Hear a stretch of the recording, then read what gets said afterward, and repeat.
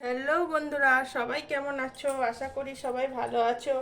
আজকে আমি চলে এলাম বেগনি বানাতে। এর আগে আমি বেগনি বানিয়ে দেখিয়েছি, তো এই বেগনিটা একটু স্পেশালভাবে করছি।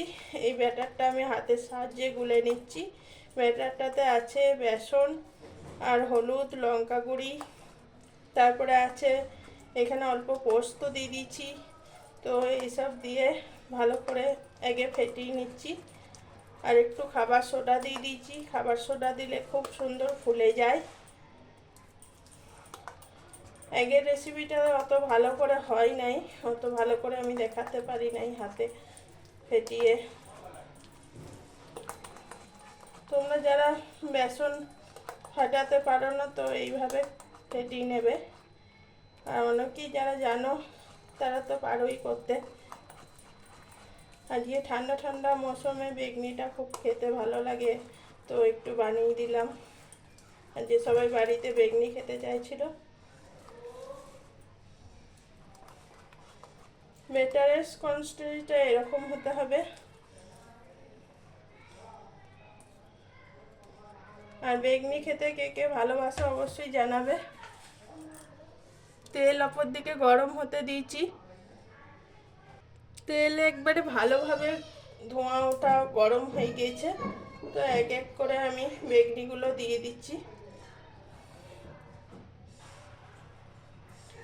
এই কড়াইটাই আমি বেগনি করি, অনেক দিনকার পুরনো কড়াই, দেখতেই পাচ্ছ কালো হয়ে গিয়েছে। এই কড়াইটাই বেগনি করলে খুব সুন্দর বেগনি হয় আমার। আমি দু রকম সাইজের করছি, একটা ছোট একটা বড়। তো ছোট আর বড় একসঙ্গে দিয়ে দিচ্ছি, দুটো করে ছোট আর একটা করে বড়, কারণ কড়াইটা আমার ছোট সাইজের। এই কড়াইটা দেখতেই পাচ্ছ খুব সুন্দর বেগনিগুলো ফুলে উঠছে।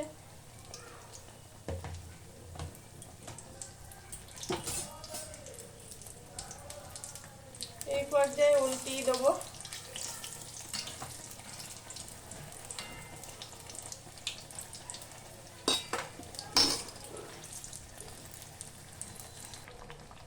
বেগনিগুলো আমি ভালোভাবে ভেজে নিয়েছি, একদম সুন্দরভাবে কালার চলে এসছে উল্টিয়ে পাল্টিয়ে।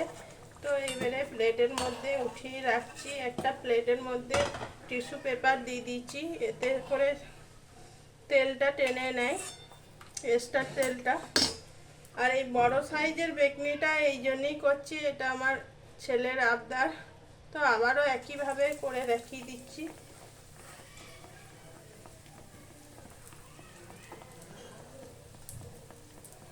বেসন অবশ্যই ফেটিয়ে নিতে হবে হাতের সাহায্যে।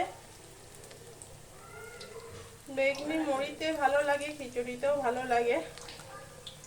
আমরা এগুলো মুড়ি দিয়েই খাবো এই জল খাবারের টাইমে।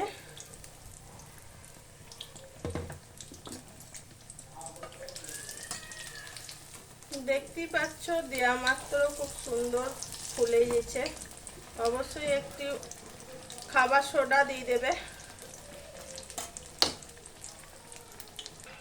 এই বেগনিগুলো হয়ে গিয়েছে প্রায়, আবারও একবার করে উল্টিয়ে দিচ্ছি। বেগনি খেতে অনেকেই ভালোবাসে, আমাদের ঘরেও সবাই বেগনি খেতে খুব পছন্দ করে।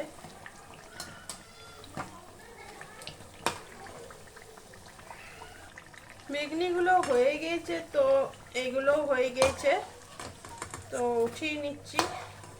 তেলগুলো ঝরিয়ে ঝরিয়ে অবশ্যই উঠাবে।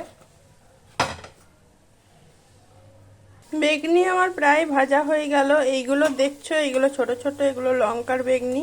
আর এইটা বেগুনের, তো দেখতেই পাচ্ছ।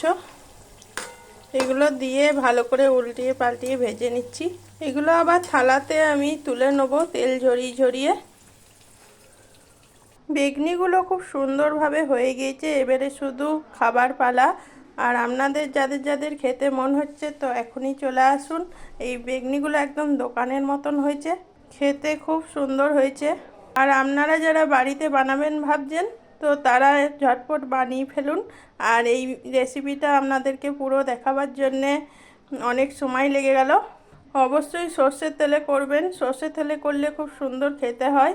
পুরো রেসিপি দেখার জন্যে আপনাদের সকলকে ধন্যবাদ। সবাই ভালো থাকুন, সুস্থ থাকুন। এখনকার মতন এই পর্যন্তই, পরে আবার অন্য কোনো রেসিপির ভিডিও নিয়ে চলে আসবো।